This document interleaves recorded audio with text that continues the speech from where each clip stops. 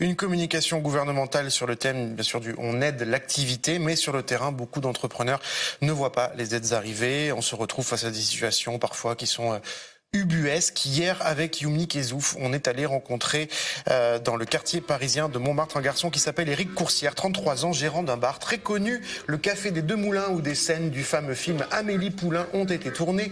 Éric a repris ce café en gérance le 1er octobre et depuis, il n'a pu ouvrir que 2 semaines. Résultat, seulement 5% du chiffre d'affaires habituel, avec comme seule activité la vente à emporter. Ouais, on peut faire un petit tour. Notre stock, il est là. Enfin, le peu de stock qu'on a, il est là. Et ben, c'est pas trop un restaurant, quoi. Ce bar ici, on voit ici le tableau d'Amélie Poulain. Il n'a jamais été vide comme ça pendant des années, c'est quand même... Ah ben vide, je pense qu'il a jamais été vide, du tout. Bon alors, c'est un peu le bazar, hein, je vous préviens. J'essaye de laisser tout un peu à dispo parce que, bah, pareil, je suis pas cuisinier, mais bon, j'essaye de faire 2-3 petites choses. Des crêpes, des sandwichs, hein, des sandwichs, quelques croques. Enfin voilà, on essaye de faire des petites choses sympas qu'on peut manger comme ça sur le pouce. Mais bon, c'est pas pour ça qu'on ouvre.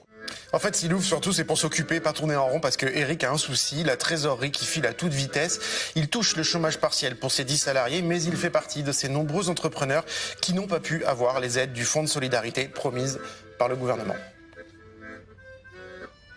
Il fallait être immatriculé avant le 30 septembre. On a fait notre immatriculation, notre demande en tout cas, au mois de septembre, sauf que le retour il a été fait le 4 octobre. Donc le 4 octobre, on a été immatriculé, ce qui nous fait qu'on est exclu du Fonds de solidarité. À 4 jours près, vous perdez combien ? Ah ben, on perd le minimum qui est octroyé à la profession, c'est-à-dire 10 000 € par mois. Donc aujourd'hui, tout ce qu'on doit payer, ça sort de notre poche perso. Et nous qui réinjectons de l'argent, là quand on a rouvert, on a dû refaire des stocks, j'y suis allé avec ma carte bleue perso parce que bah, il faut l'avancer l'argent. Donc j'espère qu'un jour je pourrai me rembourser. Combien de temps ça peut durer cette situation ?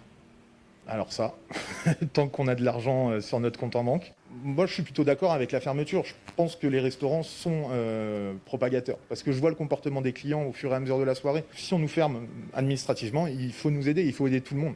Personnellement, vous pouvez tenir à ce rythme-là, si ces aides ne sont pas débloquées, combien de semaines ou de mois ? Alors ça, je sais pas. Je vais aller gratter de l'argent à droite à gauche, emprunter... je sais pas. Je vais voir chaque mois, je verrai. Et puis il y a peut-être un moment où je dirais bon bah stop, je peux plus là. Eric désormais travaille seul au bar 15 heures par jour, tiraillé par une peur, celle de ne jamais pouvoir ouvrir. C'est un bar emblématique, encore une fois. Est-ce que ce bar, il est menacé ? Honnêtement, non. Non, il n'est pas menacé. Déjà, moi je suis gérant, donc moi je suis menacé. Moi, je suis menacé. Moi, je peux partir. Je peux partir parce que j'ai plus les fonds. Ensuite, il y a le propriétaire du fonds de commerce. Tant que lui, il peut tenir, je ne connais pas sa situation personnelle, mais tant que lui, il peut tenir, le bar survivra. Et même si lui, il est dans l'incapacité de subvenir aux charges de l'établissement, l'établissement, il sera racheté par quelqu'un qui a de l'argent. Il y en a beaucoup aujourd'hui, des gens qui veulent racheter des établissements et qui ont un peu de fonds. Il y en a beaucoup et ils attendent. Ils attendent que tout le monde soit à la corde au cou et ils arrivent, ils font une offre et on est obligé de dire oui. Changement de décor, on prend le train avec Youmi pour se rendre à Pont-de-Vaux dans l'Ain, près de Mâcon. Rendez-vous cette fois-ci avec Pierre Renou Grappin. Il a 29 ans et en décembre 2019, ce commercial a tout plaqué pour se lancer dans un projet un peu fou. Un immense complexe de loisirs pour toutes les générations avec des terrains de foot, du squash, un restaurant, des espaces d'accueil pour les enfants. 2700 mètres carrés, plus d'1,5 million d'euros investis. Avec le Covid, Pierre n'a jamais pu ouvrir. Sont déjà remplis de poussière tellement il n'y a pas de passage, il n'y a personne qui vont dessus, donc c'est un petit peu dommage, ça fait un peu mal au cœur. Les télés, pareil, sont toutes neuves, toujours pas déballées, on attend le jour J. Ça devait ouvrir quand tout ça ? Alors moi, sur mon premier projet, on devait ouvrir en septembre, mais avec le premier confinement, donc du coup j'ai reçu des lettres de l'architecte m'expliquant que c'était un petit peu compliqué de maintenir les délais, donc je devais ouvrir septembre 2020. Novembre 2020, décembre 2020, janvier 2021. Et aujourd'hui, on est début février et je n'ai pas plus de visibilité. Donc ça n'a jamais ouvert ? Ça n'a jamais ouvert. Ça n'a jamais ouvert. Donc aujourd'hui, moi, je n'ai pas de chiffre d'affaires pour l'année dernière. Donc je me retrouve dans une situation où aujourd'hui, je suis éligible à aucune aide. Clairement, que ce soit au niveau local, départemental, régional ou national, aujourd'hui, les réponses sont claires. Monsieur Renaud Grappin, merci pour votre appel, mais malheureusement, on ne peut pas vous aider. Depuis, il tire la langue, il voit son compte se vider tous les jours. Il a tout tenté pour continuer les travaux, tout en rognant sur les moindres dépenses. Ses 4 salariés, le cuisinier, les agents administratifs ont même été mis à contribution pour avancer les travaux eux-mêmes. Pierre a aussi sonné à toutes les portes, comme il l'a dit, les élus locaux, le Fonds de solidarité nationale. Tout est Rien. vide, ça résonne, ça sonne creux. Non, on n'est pas ouvert et on ne l'est pas, d'après ce que je pense, on n'est pas ouvert avant un petit moment. Combien de temps ça peut durer? Aujourd'hui, sans coup de main de l'État, des élus, je pourrais tenir encore, je croise les doigts vraiment pour bénéficier du chômage partiel pour mes salariés. Là, je pourrais tenir encore 3 mois. Étant donné que je n'ai pas de chiffre d'affaires, N-1, on ne rentre pas dans un cadre de fonds de solidarité. Au niveau du handicap, on n'a aucune aide pour mettre les établissements aux normes. Le fait que je sois un centre de loisirs et que je ne rentre pas dans le cadre des subventions régionales, moi, je ne comprends pas. Si ça dure plus longtemps? Clairement, si ça dure plus longtemps, c'est un échec. C'est-à-dire, c'est 2 ans d'investissement, de temps et d'argent pour un complexe peut-être qui ne verra jamais le jour. C'est une prison. Une prison, on n'a pas les clés. J'essaye d'appeler les gardiens, mais les gardiens, il n'y a personne sur place. Donc, c'est des appels tous les jours, et on est enfermé.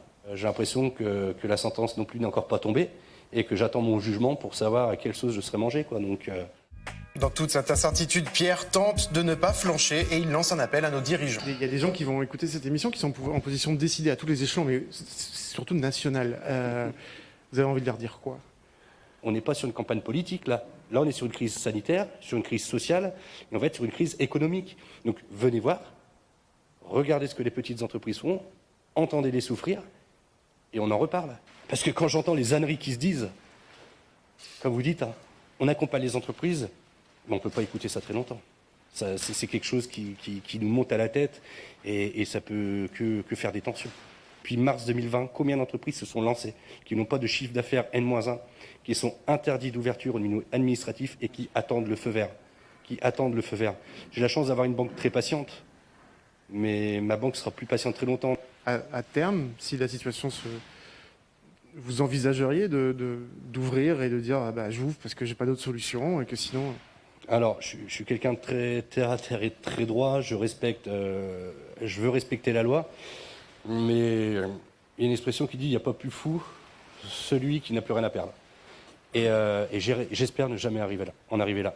Parce que si demain j'ai plus rien à perdre, que je suis pris à la gorge par les banques, pour moi le plus gros échec, c'est de devoir voir mon complexe racheté par une institution publique ou racheté par une grosse entreprise parce qu'ils auront profité de ma situation. Ça, pour moi, c'est la chose la plus dure que je pourrais encaisser. Donc aujourd'hui, non, je n'ouvrirai pas au public parce que les conditions sanitaires ne le permettent pas. Par contre, demain, si c'est ma dernière solution, j'ouvrirai mes portes et je ferai un appel au secours pour survivre. Alors Valentine, Monsieur Dab, Pierre continue de se battre, mais entre le squash, les installations sportives et son restaurant, il propose en fait que des activités qui probablement n'ouvriront pas avant longtemps. Pourtant, pour lui comme pour de très nombreux entrepreneurs, la survie de sa société, c'est pas longtemps, c'est une urgence, une question de semaine.